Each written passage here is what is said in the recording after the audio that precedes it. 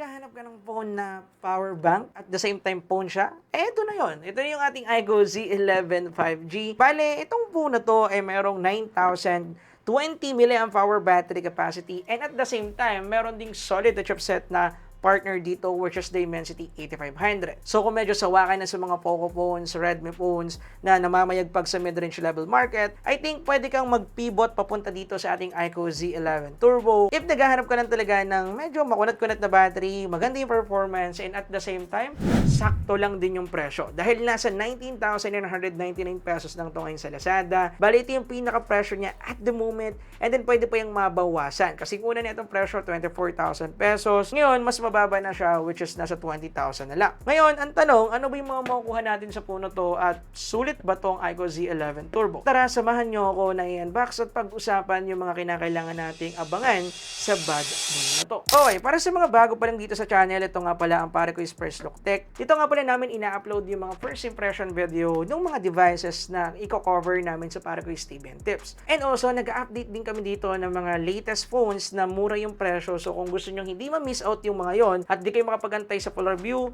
pwede nyo i-follow itong PareQuiz First Look Tech para updated kayo. Anyway, simulan na natin i-unboxing. Na-open na nga natin. Una-una natin makikita dito sa box niya is yung ating iQOO Z11 5G unit mismo. Mamaya set aside na natin yan. Mamaya na natin mas pag-usapan. Focus muna tayo sa laman ng box. Bale, yung next natin makikita dito sa loob ng box is yung mga common inclusion lang, which is unang-una is yung ating included na jelly case, color black. Wala namang special dyan. Just a regular common inclusion na nakukuha natin sa mga phones. Next naman dyan is yung ating warranty card or warranty paperworks. Lagay natin yan dyan. Sumunod naman dyan is yung ating charging adapter and yung ating charging cable na USB Type-A to USB Type-A pa rin until now. And yeah, yan lang naman yung common inclusion ng overall na laman ng box neto. Wala namang masyadong special. Yun at yun pa rin. Anyway, next naman natin pag-usapan is itong ating iQOO Z11 5G. And ito na siya mga kapare ko. Ngayon, unbox na natin siya dito. Tanggalin na lang natin ang paganto para hindi na masira yung plastic. And 3, 2, 1... Ding! Look at that design. Just a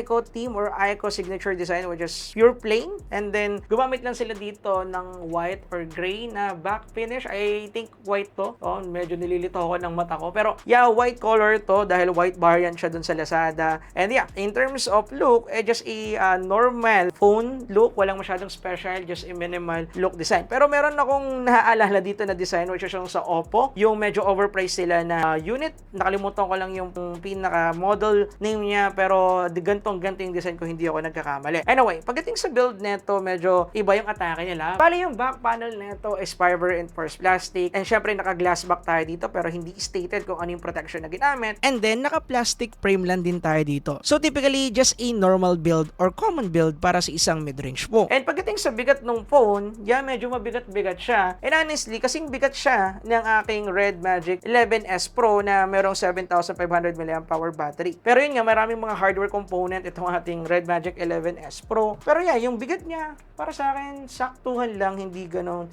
ka-overwhelming kung gagamitin mo. Napansin ko nga rin pala na naka-dual stereo speaker pa rin tayo. Isang speaker sa baba and isang speaker dito sa itaas. And syempre, meron rin tayo dyang IR blaster which is good dahil hindi nila inalis. Then, kakaboot up ko lang and syempre, yung ginamit dito na OS is Origin OS. And pagdating sa software nito, kung matagal na kayo sa channel, isa to sa mga favorite kong OS dahil mas magaan siya unlike sa ibang mga OS na nagamit ko. Same siya ng Color OS pero mas gusto ko pa rin yung Origin dahil napaka-straightforward lang ng pag-navigate dito. Wala nang masyadong cheche-boreche sa animation. Nagpo-process lahat at bihira ko makita ng mga lags or delay. Siguro yung cons lang talaga siguro ng UI neto or ng kanyang mismong operating system, China ROM po itong ating iQOO Z11 Turbo which is wala tayong Google Play services. So, kailangan natin mag-install manually. So, madali lang naman yun. Meron na tayong tutorial. At saka, meron din tayo dito mga Chinese bloatware application pero dito na remove ko na silang lahat. And also, marami din tayo dito mga Chinese notifications sa makikita pag kumonect na siya sa Wi-Fi. Pero madali lang naman siyang i-remove. Just as I said, meron na akong tutorial na nagawa. So, i-include ko na lang din yung link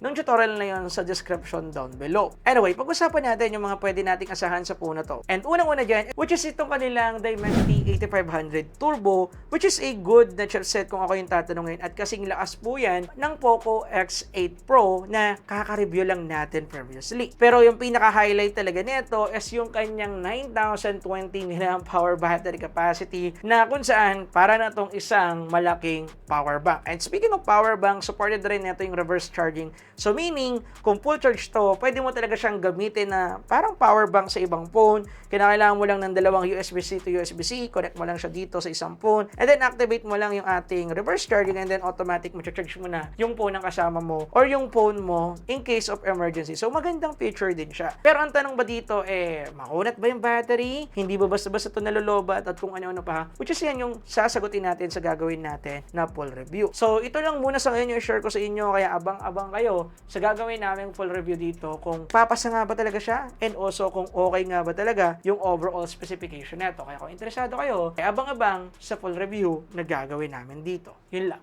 Peace.